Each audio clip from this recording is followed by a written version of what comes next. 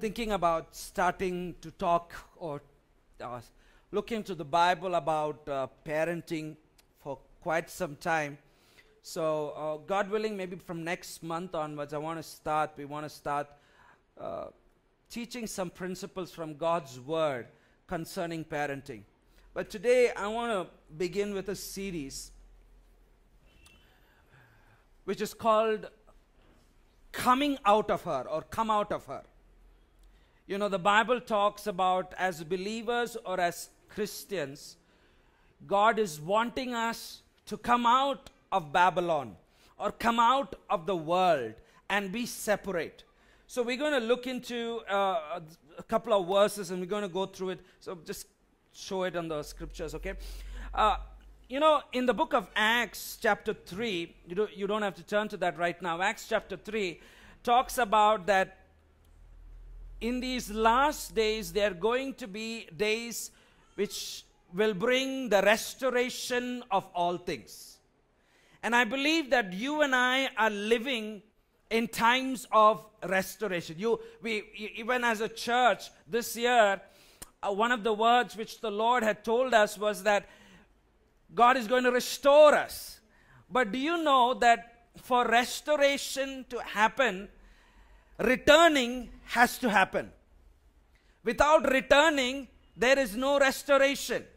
Which means, what do I mean by returning? I need to leave something behind. Or else, in other words, I need to turn away from my old ways and I need to return to the Father and return to His ways. And only when I do that will restoration take place. Yes? That's how restoration takes place. That's what the Bible says. So if we are living in the days of restoration, and if God is asking us to be part of the all restoration of all the earth, that means we are part of it. That means we need first of all to return to the Lord. We need to come out of our old ways and return to the ways of God, which implies that this restoration is not just for us, it is what is there in the Father. This is the restoration which God is wanting through the Messiah. God sent Jesus as the first process of restoration. So there is returning, there is coming out of her, and it also means that we need to abandon our old ways. Amen? I mean, that's not an easy thing to abandon our old ways. Especially all of us, we like set ways. Change is very difficult for us. If anybody tells us to do something out of the ordinary, you should see your struggle within yourself. Oh, I wish I don't have to do that. It's somehow, I want to be the boss of my own life. But the thing about following God, you can't be the boss of your own life. The Bible says that once you've given your life over to God, you have given up your rights and your life, and you say, Lord, it's no longer my life, it's the life of God.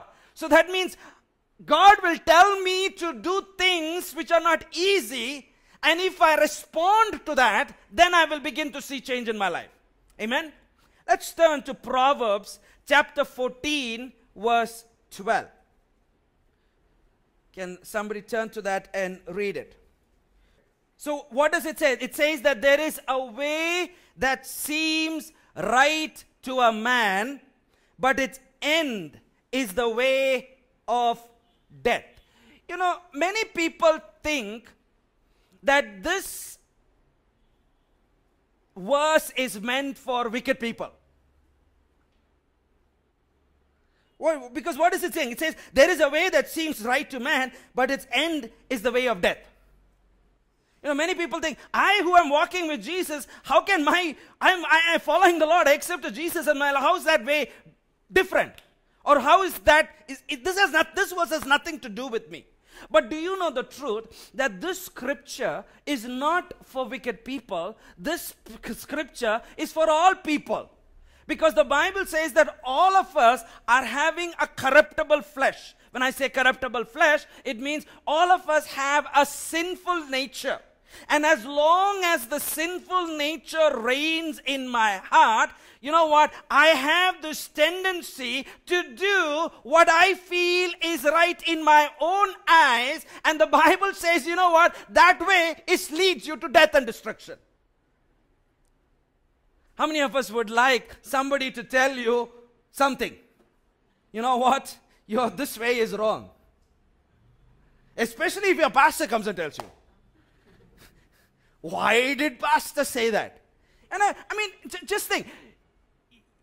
As a pastor or as pastors, we have a responsibility before God to tell you what we sense God is telling you. Our job is to tell you. And it is your job to decide if you want to listen or not. I am not going to lose anything if you don't listen.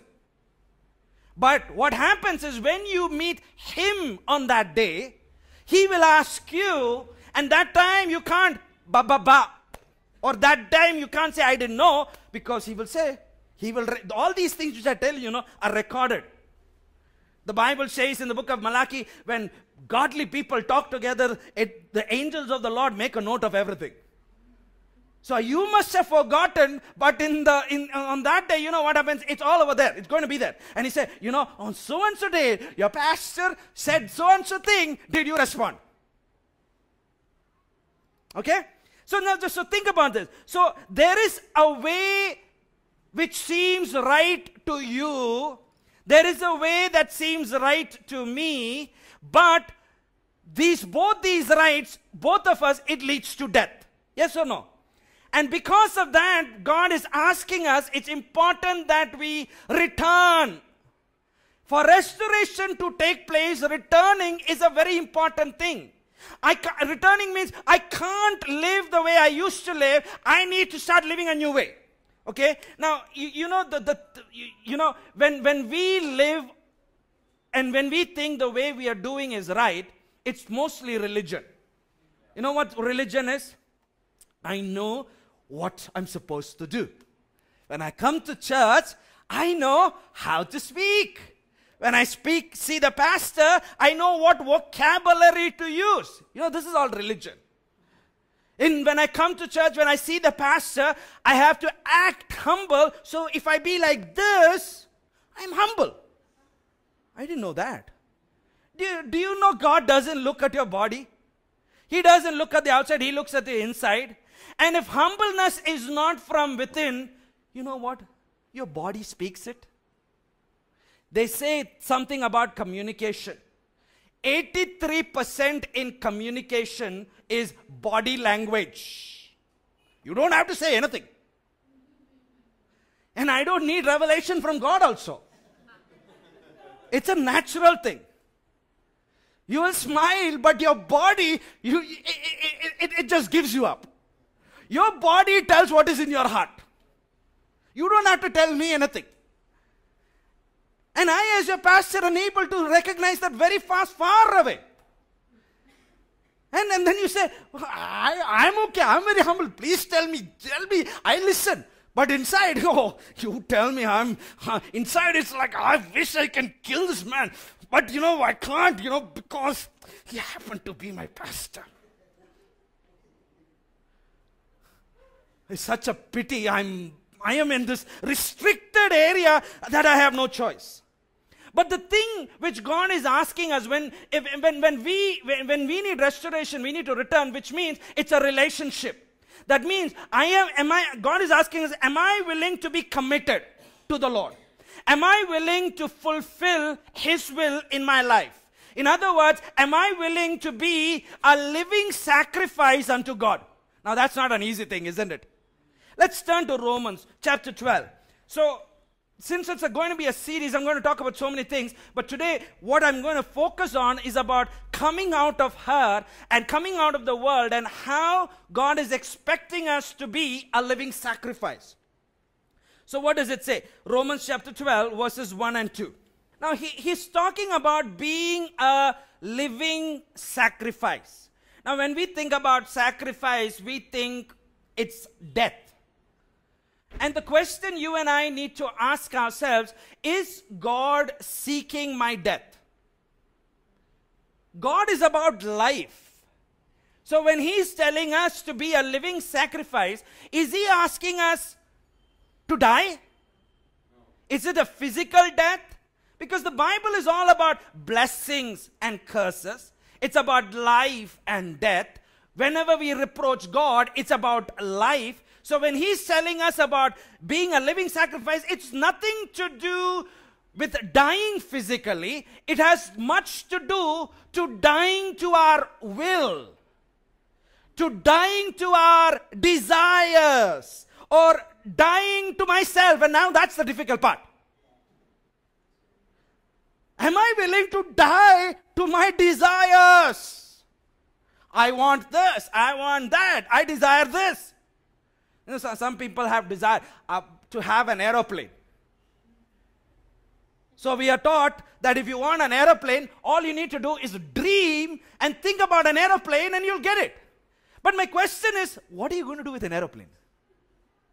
We don't even have parking space in Hyderabad.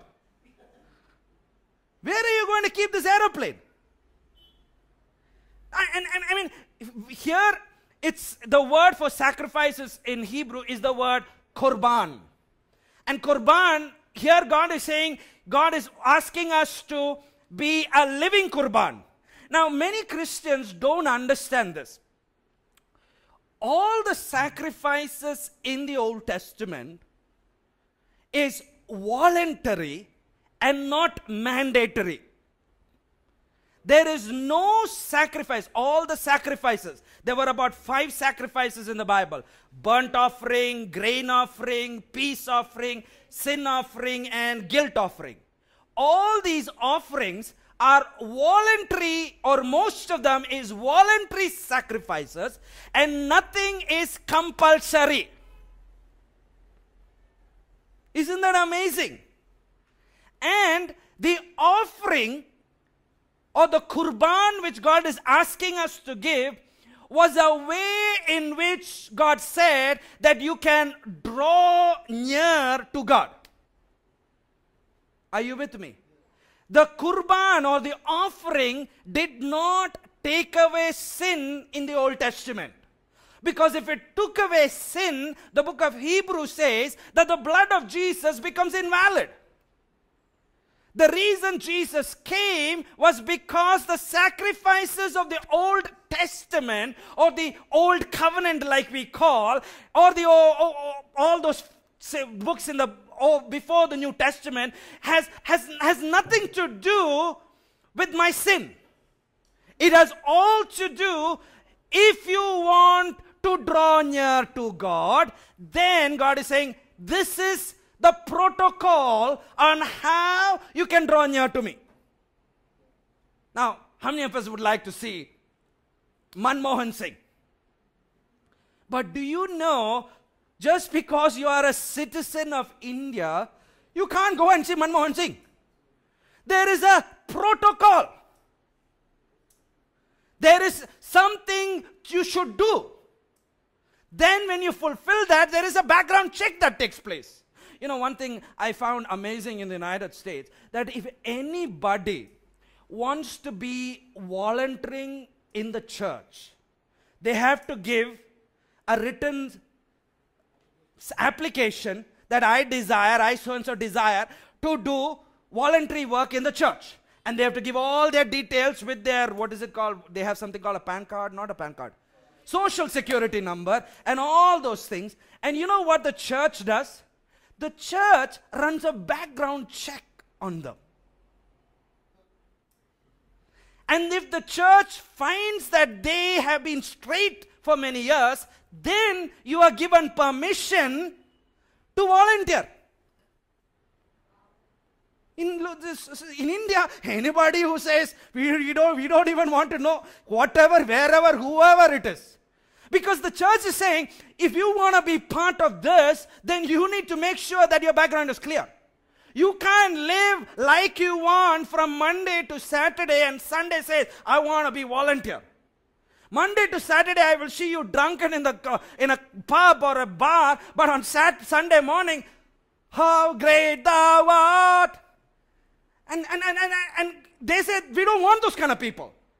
I think, and that's the same thing according to God's word. God's word says that if you need, or if you desire voluntarily, no compulsion, if you desire to come near to me, then this is the protocol you need to do to come near to me. Let's turn to Psalms chapter 40, verses 6, 7, and 8. Psalms chapter 40, verses 6, 7, and 8. It says, sacrifice and offering you did not desire. You see what I'm saying? It was always voluntary. God doesn't desire that. But my ears you have pierced. Burnt offerings and sin offerings you did not require. Then I said, here am I, and I have come. It is written about me in the scroll. And I desire to do your will, O my God. For your Torah, your law is written within my heart. Do you see, all throughout in the Old Testament, the physical or the outward was never the focus. The focus always in the Bible has been the inside, in the heart. And once the heart is dealt with, and if you are thankful because God has dealt with your heart, He is saying, now, if you desire, now you can approach me. Now what? You are approaching me, why? Because you are approaching me because of what is in your heart. Are you with me? In other words, I am bringing an offering towards you because my heart is rejoicing of what you have done in my life. I want to serve you not because I will get popularity or I'll become famous. I will serve you because that is my desire in my heart. I want to do your will. I want to bring an offering. How do I apply it today? Today also God is saying, we don't have an altar to sacrifice, but our offering counts a lot when we put in the offering box. And God is saying that this is also voluntarily. It is not mandatory. But God is saying, but your giving should be based because I want to give. But that doesn't mean that God doesn't want you to give.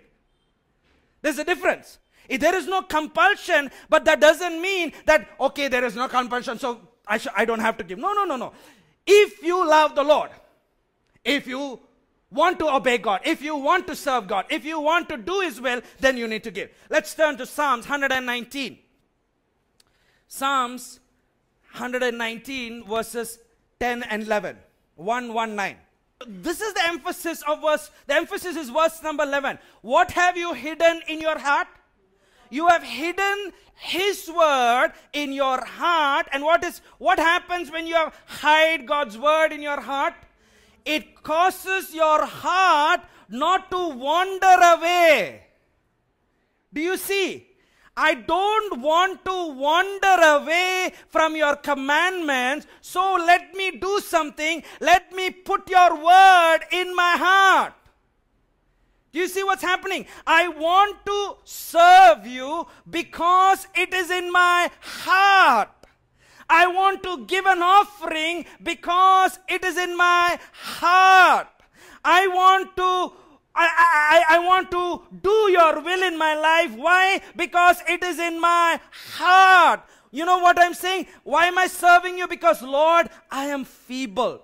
Lord, I am weak and I need you. So I depend upon you every day, Lord. Without you, I cannot do anything. That's why I seek God. Everybody with me? Now, the Bible talks about, a couple of weeks ago I was talking about statutes, ordinances, commandments, judgments. Now for us we think these are all the same word, but these are different words. But do you know these statutes, these commandments, these ordinances, these judgments, you know what they do? They restrict me from doing what is in my heart. Hello? Everybody with me? No, it doesn't just cut the flesh. It stops me from doing what is in my heart. What does the Bible say about the heart? It is wicked above all, and from it comes a wellspring. So now, because we don't walk with God, and we have all of a sudden we were not belonging to God, but one day, because through Jesus we became belonging to God. Now he's saying, if you do these commandments, all these things, you know what? These commandments, these ordinances, these justice, these statutes, you know what it does? It stops me. Or in other words, it gives me boundaries. In other words, it gives me barriers so that my heart will not do whatever my heart wants to do.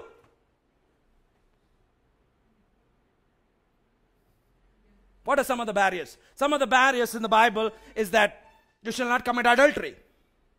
Now we all say Jesus has come and done away with everything. But what did Jesus say?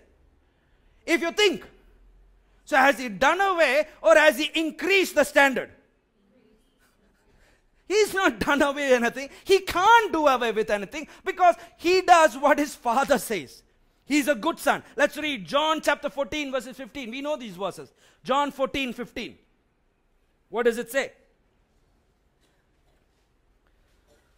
John 14:15. If you love me, keep my commandments. You see, Jesus and the Father was one.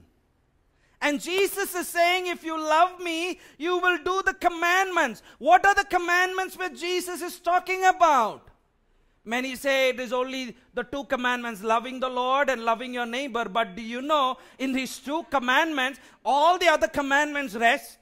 You can't do the two commandments if you don't understand what God is saying in the other commandments. Are you with me?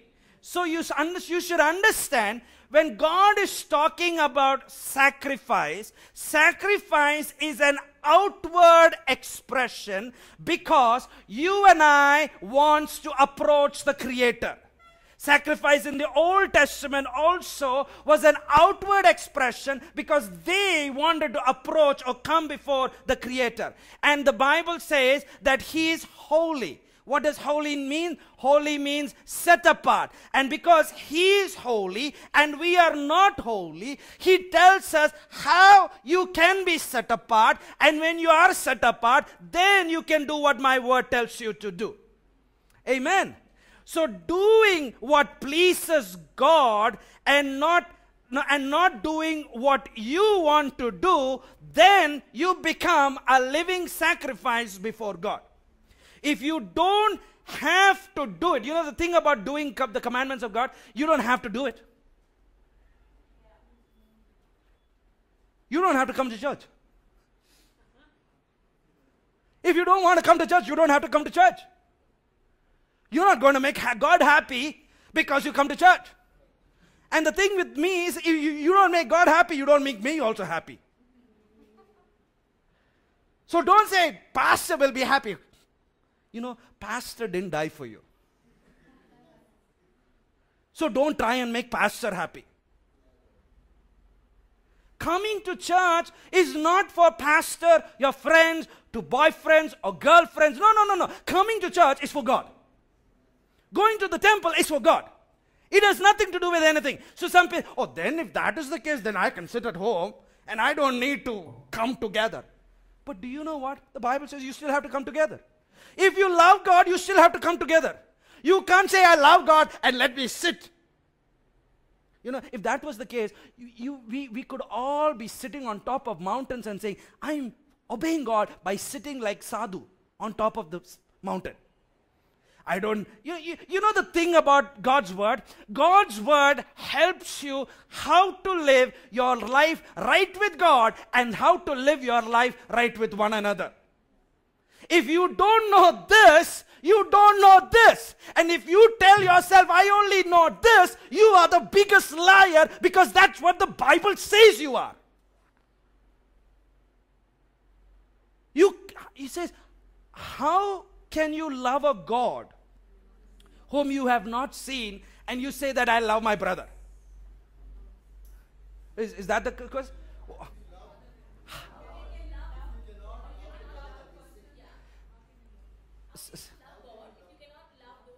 Yes, how can you love God if you cannot love the brother you see?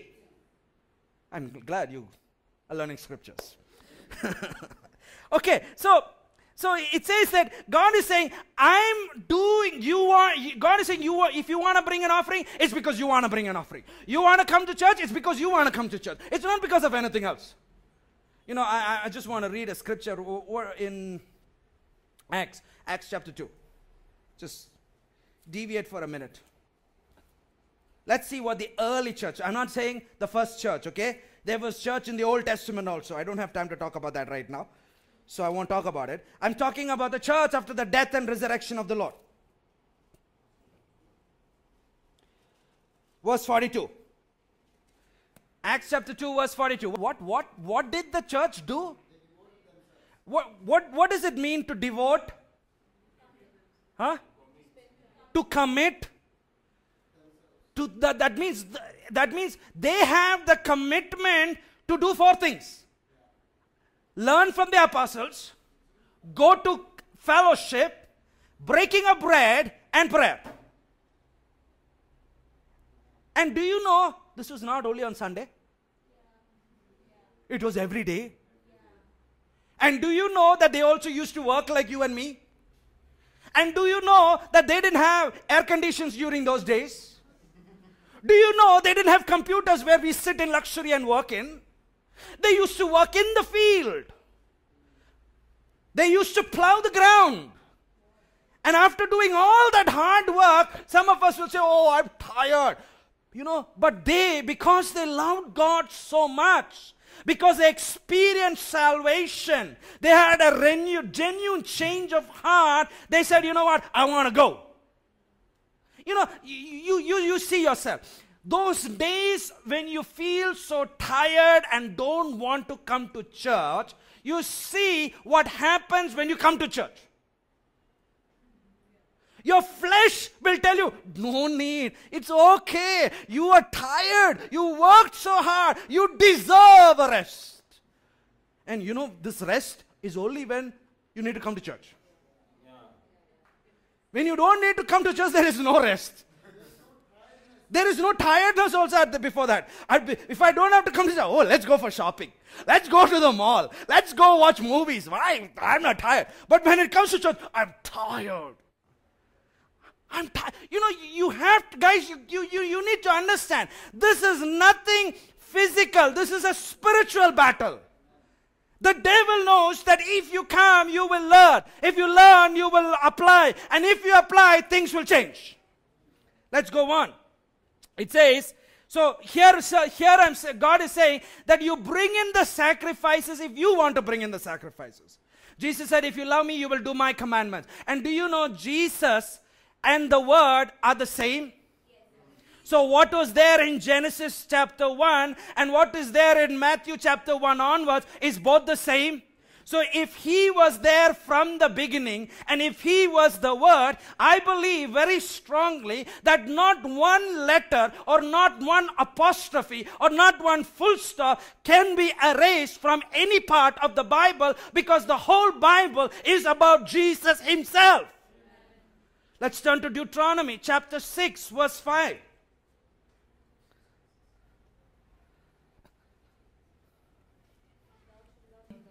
You know, we read this in the New Testament. But do you know this is the heart of the God of the Old Testament also?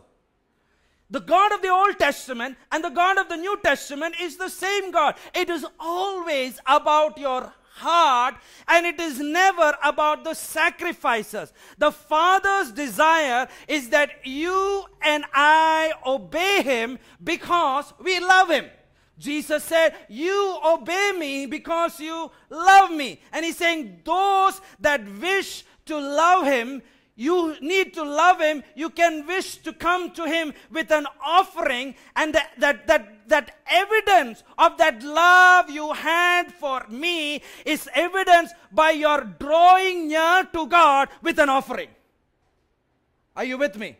Now the word for drawing near, when I say the Bible says, it's a voluntary thing. It's not a compulsory thing. That's the protocol. And the word for offering is the word kurban. And from the word kurban comes the word kara. Okay, the word for offering in the Hebrew is the word kurban, and kurban doesn't work.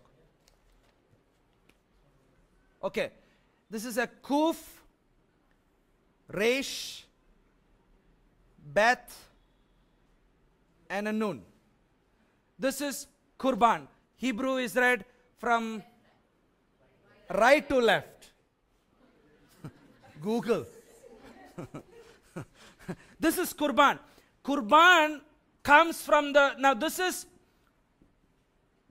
kurban, and kurban means offering. Doesn't mean draw near. The root word of kurban is these three letters. That is kuf, resh, and bet, which means karav. And karav basically means to approach or to draw near. Everybody with me? So when the Bible says, God is saying that if you desire to come, if you desire to approach God, then you need to voluntarily come with an offering. And the thing of this offering is that in the offering, you not only bring the offering, but through the offering, you draw nearer to me. Everybody with me? So the purpose of the offering was not to take away sin, but the purpose of the offering was to draw near the Creator or to get closer to God. That was the purpose of the offering. And that same purpose which God is talking about in the Old Testament is the same purpose in the New Testament. So in the New Testament, the purpose of me coming and giving an offering to God in the offering box is to draw near to God. How does that happen? You know what? Over the last many years, I have experienced this in my life. If you love God, and if you desire God, and if you don't learn to give for God and for the things of God, you know something, you don't grow. But even if you don't know anything of the Bible, but you love God, you want to serve Him, and you give a lot to God, you know what? What happens? Your spiritual growth from 10 will go to 200 in a couple of months. Are you with me? I'm not raising money, okay? All I'm saying is I'm telling you a spiritual principle. So, the kurban or the offering is an expression or a manifestation of a heartfelt desire to draw close to God. And in the Bible, when you read about the offerings and sacrifices in the Bible, we find it in the book of Leviticus. And do you know that the offerings were never given to Elohim, but the offerings were always given to Lord. Or in Hebrew, it is the word Yod He Vav He, which means Yahweh. Do you understand what that means? In our Bibles, you have the word G-O-D. Whenever it is G-O-D, it is the Hebrew word Elohim, and Elohim means king, creator, judge. And here, then there is, in your Bibles, you see capital L-O-R-D. In the Hebrew, it is Yahweh, it is Yod He Vav He, and it basically means mercy, graciousness of God. Do you see that God is saying that when you bring an offering, you draw near to a merciful God and not to a judge? Isn't that amazing? Which means no matter who you are, if you love the Lord, you are not approaching Him through His justice, but you are approaching Him through His mercy. And for us, it is the blood of Jesus which gives us the mercy, and that is why we can draw near to God all by ourselves. Amen. The sacrifice, you know the thing about sacrifice, the sacrifice does not, the sacrifice was not to satisfy God. What do I mean by that? Many think that we give sacrifices to appease a bloodthirsty God. The God of the Bible is not appeased by your blood. The gods of this world is appeased by the blood of animals and goats. Gods of India, they are appeased by chickens, goats. What I'm saying is that the God of the Bible doesn't need your sacrifice. He doesn't need the blood. Because you know what? This offering or the sacrifice is not for his benefit. The offering or the sacrifice is for our benefit. Amen. Why God doesn't need the cattle? Because the Bible says all the hills and the cattle belongs to the Lord. So you don't need to give it to him. He will take it for himself if he needs it. So what is the benefit? It is not for him, it is for me. Do you know, in the book of Exodus, it says, when it is talking about the tabernacle, God is saying, let them build me a sanctuary that I may dwell among them. That's the word in Hebrew, in the book of Exodus. It's the word, I want to dwell among them. In other words, in some versions it says, I want to dwell with them. Or I want to dwell in them. So people might think, where is this? This is not New Testament, guys. This is Old Testament. In the Old Testament, God said, you build me a tabernacle because I want to dwell among them. God wants us to build a tabernacle because God wants to dwell in us. You know, the first word in Genesis is the word, in Genesis chapter 1 verse 1, the first word in our English Bibles is the word in the beginning, but the Bible in Hebrew, it is just one word, and it is the word Breshit. And the word Breshit begins by the letter Bet, and Bet is the second letter in the Hebrew alphabet. The first letter is Aleph, the second letter is Bet. And Bet basically indicates a house.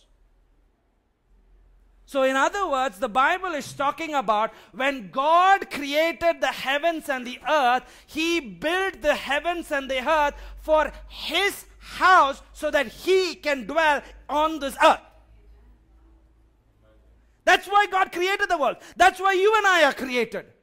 Because it's all about a family. It's all about God wanting to dwell with us. So he wanted to, and he still wants to, build a house where he and his people, that is Israel, would come together and dwell with the Father. That's what we see in the book of, in the Garden of Eden, in the book of Genesis, that God wanted to come and walk with Adam every day. It's all about relationship. You know, what was the purpose of the sanctuary? What was the purpose of the tabernacle? The purpose of the tabernacle was not sacrifice. The purpose of the tabernacle was that God could come and dwell. And the problem with this is, when God comes and dwell, he's so holy. He's so set apart. And we are just corruptible flesh. We are so unholy. So what does he do? He's telling us, because I am holy and you're corruptible, I'm showing you a way on how you can approach me, and so that you would be acceptable to me. Sacrifices means to draw near, or sacrifices also mean that you need to have a desire to draw near. Now, how many of you know the Bible says that God is a consuming fire? Yes? How many of you played with fire on the earth, not the consuming fire? The fire on the earth. What happens when you play with the fire on the earth? What burns? Your flesh burns. It's the same thing with God. He is a consuming fire, and when you approach this consuming fire, your flesh, the word for flesh in the Bible is not this, it's your sinful nature, begins to burn. The more you draw closer, it says sacrifice was to draw closer. So when I bring offerings and sacrifices to God, I draw near, and the more I draw nearer to God, my flesh hates it. My flesh resists it. And the flesh is saying, please, let's get out of here. When we approach this all-consuming fire, do you know it means that it is more of me is supposed to die. Now, can you think of those early days you accepted Jesus? Wasn't it easy for you to give up these big sins? In those early days, I was in love with God and I just want to give and I want to give it up all for the sake of Jesus. But later on, you know, there are these small things. And these small things are like pets in our life. The Bible says it is like little foxes. It says that it is these little foxes which destroy the vineyard of God. You know what kills you? It's not the big sins. It's these secret sins. You say, what? You know, I'm not a smoker. I'm not a drinker. I don't do all those big sins. But do you know, little or big sin is sin. And for God, there is no distinguish. For some people, they see an adulterer is more serious than a pornographer. For God, it's both the same. You know what God puts? He talks those who grumble, those who talk bad, those who gossip, those who murder, those who commit adultery, those who watch porn, all in the same category. White lies, black lies, purple lies, all lies are lies. It doesn't affect, you know, the question is not about if it is affecting anybody. If you love God, you won't do it. That's what it says. So many people, you know why many people stop drawing near to God? You stop drawing near to God because He's consuming fire. And the flesh is uncontrollable. The more and more I get closer to God, God is saying, you know what? This little thing, let's deal with that. You know, I've accepted the Lord more than 20 years back. And there are little things in my own life, whenever I approach God, still God is telling me to deal with. We think we accept Jesus and it's all done away with. No. As you're ready, as you walk with God, God will begin to peel little by little. Open up little by little. And as we begin to respond, you begin to see. Now, do you know one more thing? The thing is, the fire is that there is a choice. You can either stop and get out from the presence of God, or you can continue. God desires that you continue approaching Him. Because, you know what? Because God is causing us to be perfect when we see Him.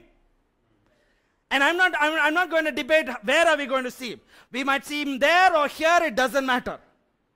When we see Him, we have to be perfected. So that's why this drawing by an offering causes us to be perfected. Now I told you the word over here is kara, and inside this is kara, and do you know these two letters, the bet and the nun, is called ben, and ben means son. So let's put this all together. Are you all with me? Kurban means offering. Offering is only for those who voluntarily want to give. An offering is a way to approach God, and those who approach God are only His sons and daughters.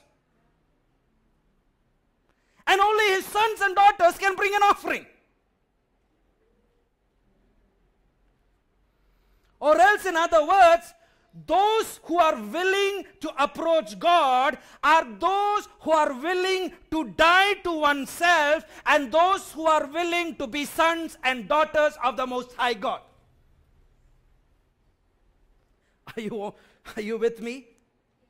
In other words, this is what it says. Kurban is for those God is calling as sons and daughters. Kurban is for those who respond to the call of God as sons and daughters. It's not for everybody. Psalms 24 verses 3 and 4. We read this on Friday. Let's read it. Psalms 24 verses 3 and 4. Now here it says, who are the people who can ascend the hill of God? Those who have, it means those who have a desire to approach God can only approach God. Those who have a desire to approach God should have clean hands. What does that mean? Clean hands means I need to be cleansed from the filthiness and the pollutions of the world. And for us as Christians, we know that the atonement of Jesus has made us clean. Amen. And then what does it say? They should also have what? Pure heart. Do you know the Hebrew word for pure over there is the word bar. B-A-R. And bar is the same word they use for bar mitzvah, which means son. Son of the mitzvah. So who is the one who can approach God? Them that are cleansed by the blood of the Lamb, and them that have the heart of a son. Everybody with me? Who can stand in the presence of God? It is those who desire to draw near to God. It is those who desire or are ready to die to yourself. It are those who are willing to die to yourself, and those who are willing to have clean hands, and those who have a heart of the Son. Why should you have the heart of the Son? Because there was the Son in the Bible who said, not my will, but yours be done. And that Son's name was Yeshua. The Son in the Bible does not do anything he wants. The Son of the Bible does not say anything what he wants. He only does and sees and speaks what his Father wants. And the Son is obedient to death.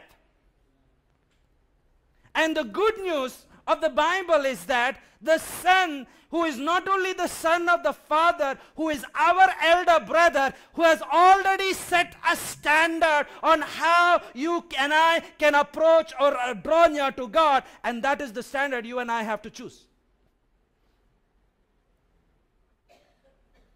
You know, in some homes, the elder son is so smart. And because the elder son is so smart, the younger have no choice but to follow, because the son has already made a standard. You know, in our family of the kingdom of God, our elder brother, that is Jesus, Yeshua, has already made the standard. The standard of a son is that I will do what my father tells me to do. I will hear what my father tells me to say. I will just obey everything. But do you know, all this is by choice. Only if you want to. If you want to draw near to God, there is no compulsion. So if I stay where I am and I don't want to choose to obey God, that means I'm not returning to God.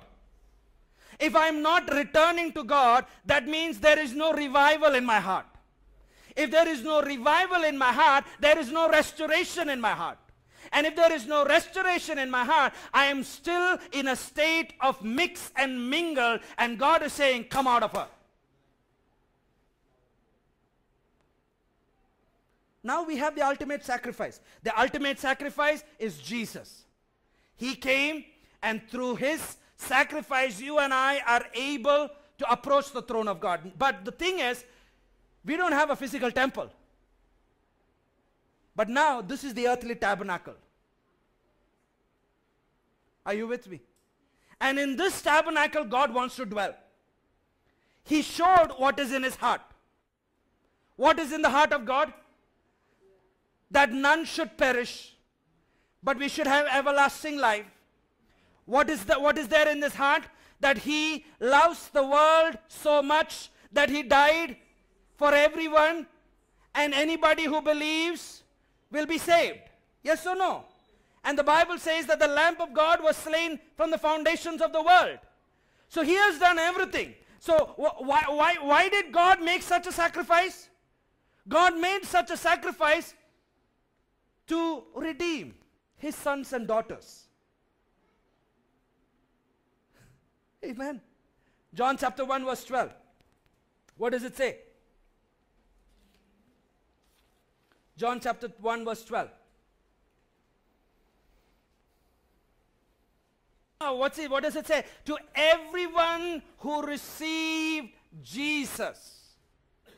To everyone who believed in the name of salvation. To everyone who calls upon salvation. God is saying, you will be my son and my daughter. Amen. We are talking about living sacrifices from Romans chapter 12. And in Romans chapter 12, what does he say? Paul is pleading from the mercies of God. He's saying, on behalf of the mercies of God, I plead with you. In other words, he says, I'm begging you, can you please be a living sacrifice? Be a sacrifice that is holy. Be a sacrifice that is acceptable. The word for holy in the Hebrew is the word kadosh.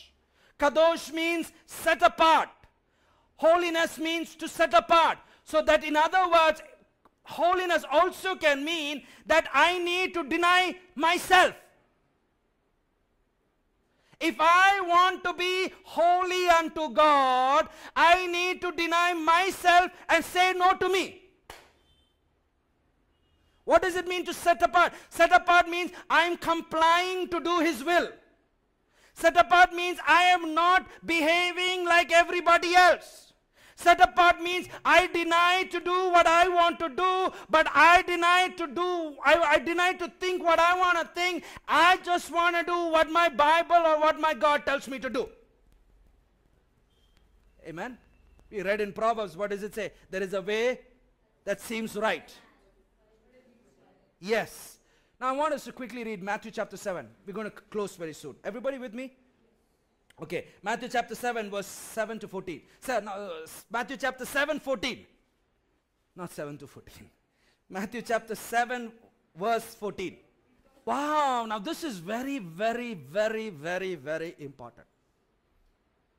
If I have to be a living sacrifice, God is saying I need to deny myself. Keep it on. Just keep it on. What does it say? Narrow is the gate. In some versions it says, straight is the gate. And not only is the gate narrow, this gate is a difficult path. This gate is a troublesome path. This difficult and troublesome path, the Bible says, how many finds it? I don't know how much is few according to God. I'm not making conclusions. And why is it that only few find it? Few finds it because it is difficult, because it is troublesome, because it is narrow. You know the idea of narrow, have you been in a narrow place? Place where you are squeezed, congested, or pressured, or you're challenged. Do you know what is challenged? Not your physical is challenged. It's your spiritual being. It is not your spiritual that is challenged. It is your flesh which is challenged. Or the Bible uses the word carnal. When you approach this consuming fire, what happens? The flesh begins to burn, so it's congested. I don't like it. And the thing of this congestion is, you can't go right, you can't go left. The Bible says, don't look left or right, look straight. You can't do your own thing. So when you can't do your own thing, you can't feel your own thing, you can't do anything, you know what? Your flesh is going to scream. I don't want to be in charge. I don't want to listen to the word. I don't want to listen to my pastor. How dare he insults me?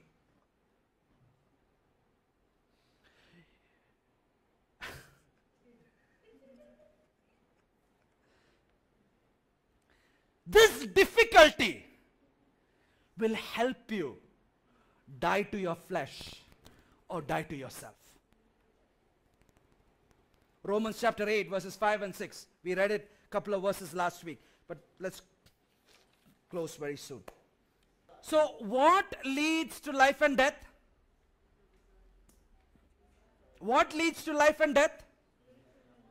A carnal mind, or a mind that is focused on the flesh, leads to life and death. But a mind that is focused on the Spirit, a mind that is focused on God, leads to life and peace.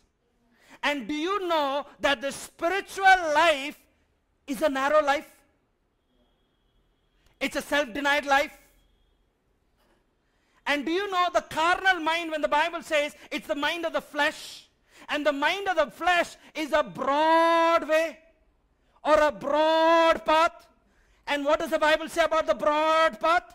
Many will find it. Many. So if something many is finding, you know the rest. Don't do what the crowd is doing. We need to learn to swim against the crowd. Now that's not easy. Let's read Romans chapter 8, 7 and 8. What does it say? What does Paul define what the carnal mind is? So what is the sinful mind? Or the flesh is what? It is enmity with God. Then what does it say? It does not submit to God's law, nor can it do so. So in other words, it is saying, you cannot please God by having a carnal mind. You cannot please God by having hostility to God. You cannot please God by being hostile to His ways. You cannot be pleasing God if you are governed by your flesh. I live as I want. I will do what I want. I don't care what the world says. I don't care what the church says. I don't care about anything. I am a self-made man. A carnal mind cannot please God. Amen? You remember the story of Peter in Matthew chapter 16, where Jesus says, who do people say I am? People say so many things. And what does Peter say? You are the Messiah, the Son of the living God. And what did Jesus tell him? Flesh and blood. What is this flesh and blood? The carnal mind has not revealed it to you, but the Spirit of God has revealed it to you. Yes or no? Then couple of verses down, Jesus is about to go to Jerusalem. He tells the whole story, and Peter says, no Lord, this cannot happen. And what does Jesus tell Peter? Get thee behind me, Satan.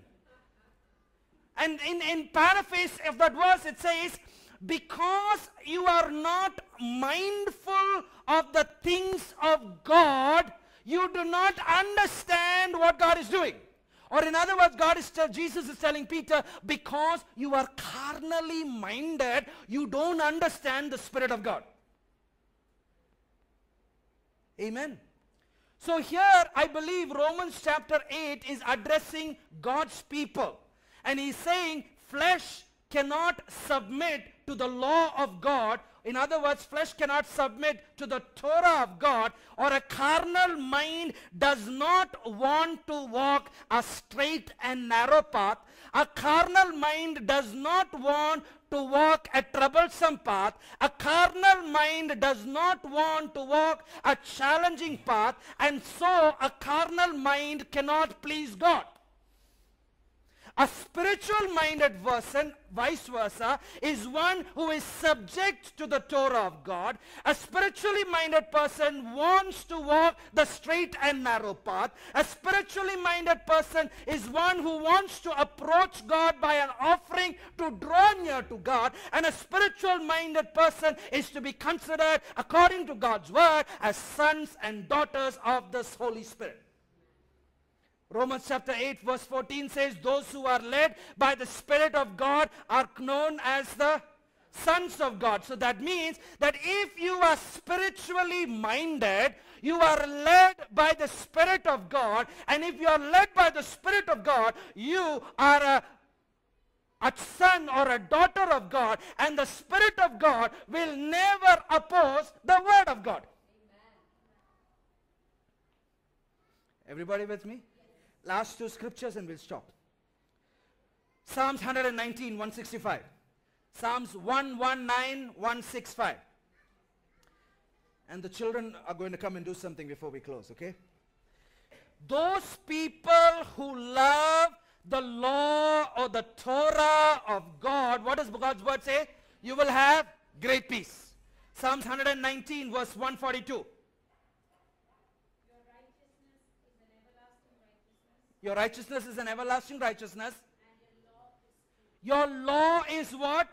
True. In other versions it says, your Torah or your law is truth. What does Jesus say? You shall know the truth, and the truth shall set you free. So in other words, the word of God or the Torah of God, it does not restrict you in the context of life and happiness. You know what the Torah does?